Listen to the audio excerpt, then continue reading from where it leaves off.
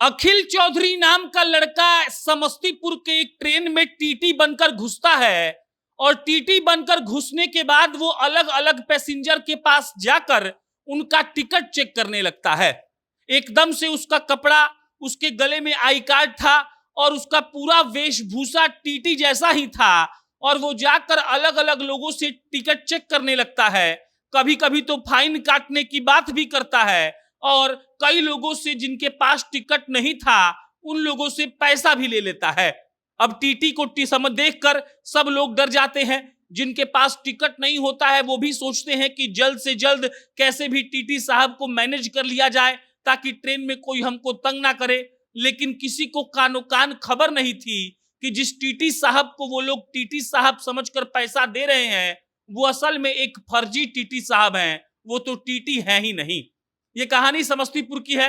लड़के का नाम है अखिल चौधरी और अखिल चौधरी नाम का लड़का पहले तो अपने घर वालों को धोखा देता है ये कहकर कि देखिए भाई साहब, हम बन गए हैं टीटी और हमारा ज्वाइनिंग हो गया है रेलवे में।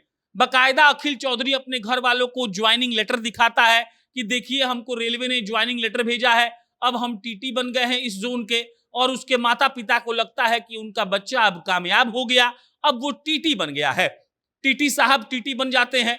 White shirt, black pant, formal shoes पहनकर समस्तीपुर रेलवे स्टेशन के 13,212 ट्रेन नंबर में घुस जाते हैं और वहां जाकर वो बकायदा लोगों का टिकट भी चेक करने लगते हैं, फाइन काटने लगते हैं, घूस लेकर सीट देने लगते हैं। और इन सब के बीच जो एक पैसेंजर होता है उसको लगता है कि भाई साहब दाल में कुछ काला है, क्योंकि टीटी साहब के हाव भाव से लग नहीं रहा है कि वो असल में टीटी हैं।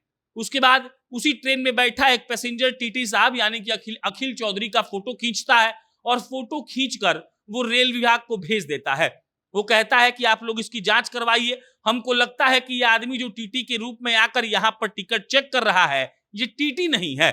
और उसके बाद जब उस आदमी का फोटो पहुंचता है रेलवे डिपार्टमेंट के पास, तब चेकिंग शुरू होती है और तब मालूम पड़ता है कि जो अखिल चौधरी अपने आप को टीटी बताकर लोगों के पास जाकर उनका टिकट चेक कर रहा है, असल में तो वो टीटी है ही नहीं। उसके बाद टीम गठित होती है और दरभंगा में जब टीटी साहब ट्रेन में बैठे होते हैं तब आकर पुलिस वाले उनको पकड़ते हैं। अब पुलिस वाले जब अखिल चौधरी को पकड़ते हैं तब पूरा भांडा खुलता है। मालूम पड़ता है कि भाई साहब तो अभी तैयारी कर रहे हैं, उन्होंने अब तक कोई एग्जाम भी नहीं दिया है और अखिल चौधरी की सिट्टी पिट्टी गुम हो जाती है।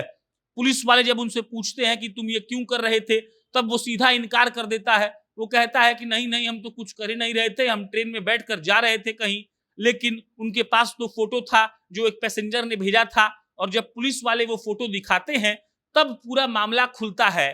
फिर अखिल चौधरी के घर जाते हैं लोग और उनके माता पिता बताते हैं कि 20 दिन पहले हमारे लड़के ने हमें रेलवे का ज्वाइनिंग लेटर दिखाया और बकायदा हमें ये बताया कि हमको बतौर टीटी रेलवे ने नौकरी दे दी है, हमने एग्जाम पास कर लिया है और हम लोगों को तो यही लग रहा था कि हमारा बच्चा रेलवे में नौकरी कर रहा है।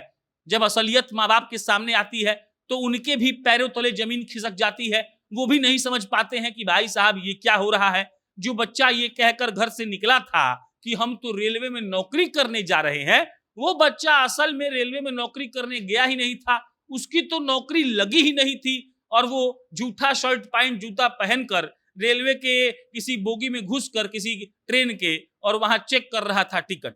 बाकी अब अखिल पर कार्रवाई होगी और कार्रवाई उस हिसाब से होगी जो गुनाह उसने किया है। आप भी सतर्क रहिएगा, कौन कब कौन घोटाला और घपला कर जाए आजकल पता ही नहीं चलता है। धन्यवाद।